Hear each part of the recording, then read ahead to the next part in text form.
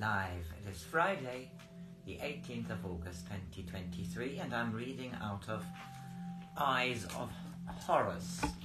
It is a Joan Grant far memory book, and it plays 3,500 years BC, and it is one of her own memories. She is Ra'ab, a young boy who is the son of a priestess of Ra, and he is an heir to the nomarch of the Oryx. It's one of 18 nomarchs in Egypt in those days. We are at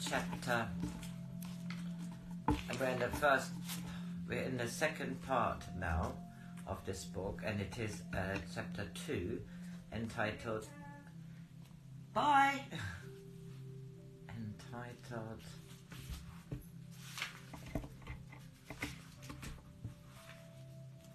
Crocodile.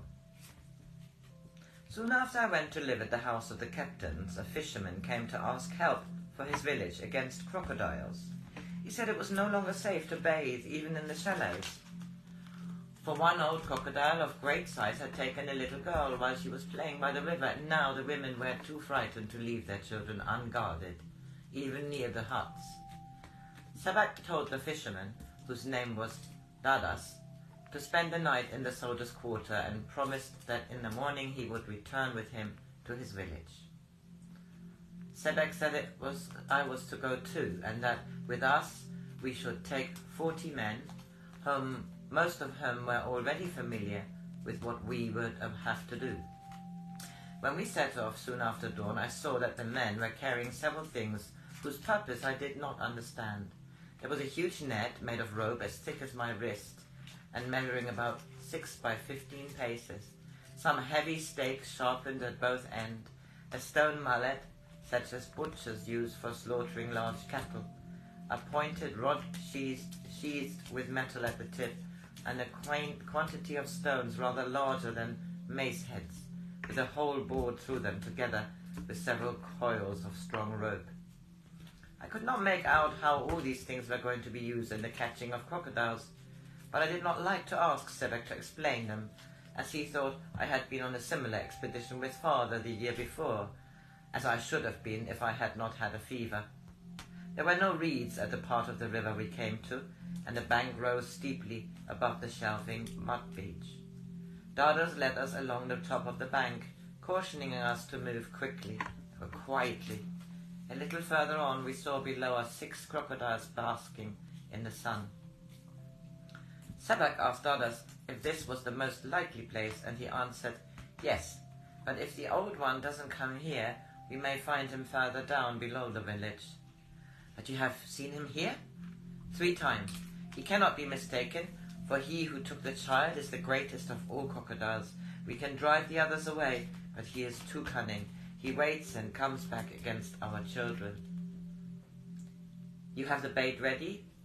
2 goats have been bloating in the sun since the day before yesterday.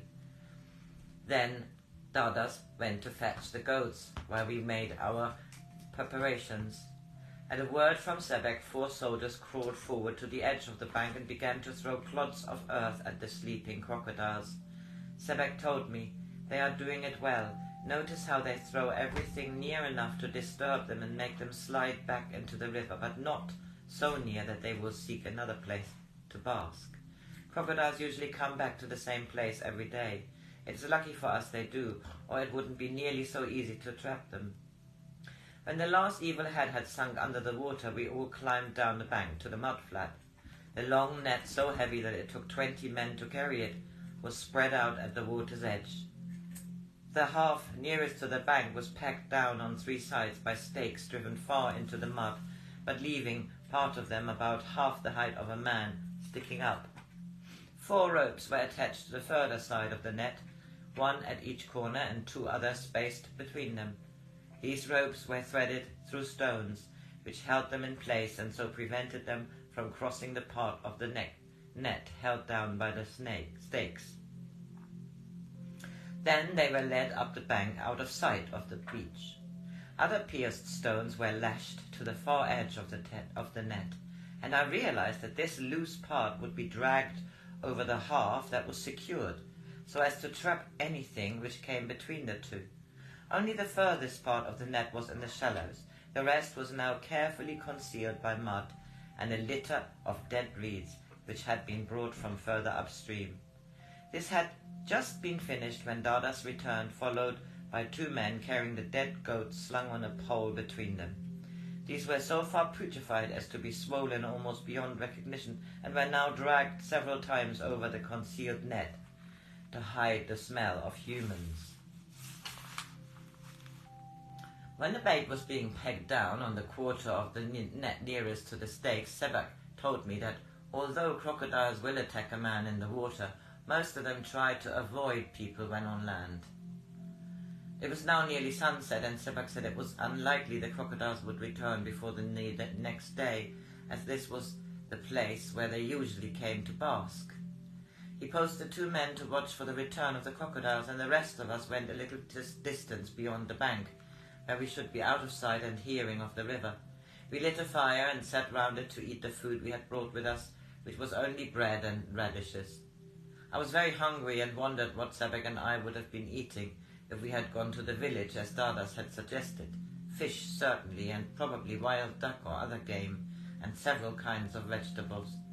Every hour, 2 other men went to take the place of the lookouts. As we had to sleep out, each man had brought his cloak, rolled up between his shoulders. It was a warm night, but I was glad of mine, for the ground was very hard, and I was too excited to sleep soundly. Soon after sunrise, 2 girls, the oldest of whom was the daughter of Dadas, brought a jar of milk for Sebek and me, and tied up in a blue cloth sufficient hard-boiled duck eggs for everyone. I asked them to stay and eat with us, but though they smiled, they seemed a little shy, and the younger girl said they must go back as her father was waiting for her. The morning was very long and hot, and I began to disbelieve in the crocodile's return. I was half asleep, wondering what Kias was doing and how long it would be before I saw her again, when we heard the long-awaited signal. 10 men ran to each of the ropes that had been led up the bank, those in front crouching to conceal themselves so as not to alarm our prey before the right moment. I crawled forward beside Sebek until I could look over the edge of the bank. The longest crocodile I had ever seen was lumbering towards one of the goats. He moved his head from side to side as he tried to find the source of the smell that was attracting him. I was near enough to see the wrinkled eyelids opening and closing over his wicked little eyes. Then he must have got a strong stench of goat, for he quickened into a kind of clumsy run. But before he reached the bait, we saw another, smaller crocodile follow in his tracks and make to contest the prize. Almost at the same moment, the 2 pairs of great jaws crunched into the swollen carcass. Like a sudden puff of black smoke, the flies that had been interrupted at their feast swirled angrily upwards and hovered for a few seconds before settling on the other goat. At first, instead of attacking each other, both crocodiles tried to tug the goat away from their rival. Sebek shouted to the men who had been standing, braced to take the sudden strain. They flung their weight back, and half the great net rose, dripping with mud, out of the water. It doubled over in itself, until, when suddenly released, the weight of the stones on the bottom edge brought it sharply down, so that the stakes drove up through the meshes and held it fast. For a moment the crocodiles were too startled to move, and lay motionless as floating logs. Then, finding themselves trapped, they began to struggle. They threshed their tails, but instead of freeing themselves, only became more firmly entangled. Blood began to ooze out over the mud. They must be attacking each other, said Sebek. That quite often happens when 2 are caught at the same time. It is a good thing it does, for 2 are more difficult to kill than 1. Sometimes they even break the net and get free. What happens then? He laughed. The man who jumps fastest lives longest. How soon can we kill them? We let them fight a bit longer until they are more tired. Then, pointing to the blood, he went on, why interfere when they are doing our work for us? It seemed the net was bound to be broken by the fury it contained, but it must have been even stronger than it looked, for though 3 of the stakes were wrenched out of the mud, at no time had the crocodiles a chance to free themselves. Sebek had been watching them intently. The smaller one is done for. Look, he's turning on his back. Now watch, we'll finish him off. A javelin can pierce through the belly. He shouted the names of the 2 men who had first seen the crocodile come out of the river. He's yours, javelins at 5 paces, and wine to the man who kills it. 4 shafts struck out the thick yellow skin before the smaller crocodile was dead. The other still writhed with tireless ferocity. Sebek wasn't going to let me see he was excited. He was still young enough to be afraid of losing dignity if he showed too much enthusiasm. But I knew what he was feeling by the sound of his voice.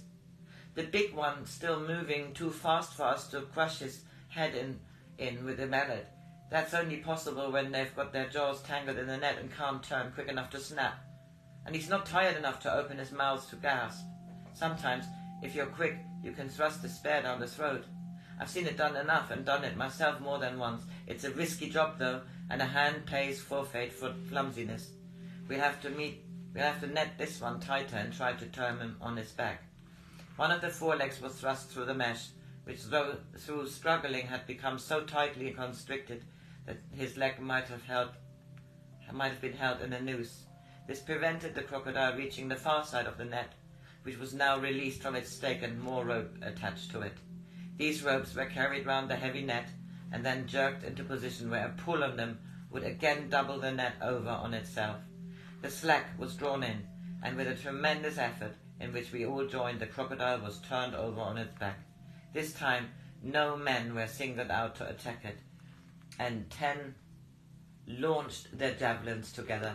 Dark blood flowed out in glistening rivulets, but even then Sebek would not let me touch it until the long metal sheathed rod had been driven into the head by heavy blows of the mallet. Never go near a wounded crocodile, Ra'ab, however dead it looks, unless you prepare for it still being alive. They'll sham dead and get you when you come to skin them. Even a child could see they are sex animals. No one else would have made anything so evil. Are we going to lay the net again? I'll know that when I've opened them up. The missing child was wearing a copper bracelet with a rough turquoise set in it. He took out his hunting knife and ripped the soft and horrid belly of the great crocodile. The things he dragged out through the slit made me feel rather sick. They were mostly viscera, with ghastly putrid stench. He spread them out on the mud and turned them over with his knife. I saw him pick something up. It was a child's bracelet, bent but still recognizable. I could see the hole that once held a turquoise. No, we needn't set the net again, he said. We've got the right crocodile. Wow, that was rather exciting, wasn't it? I'm wishing all a very good Friday.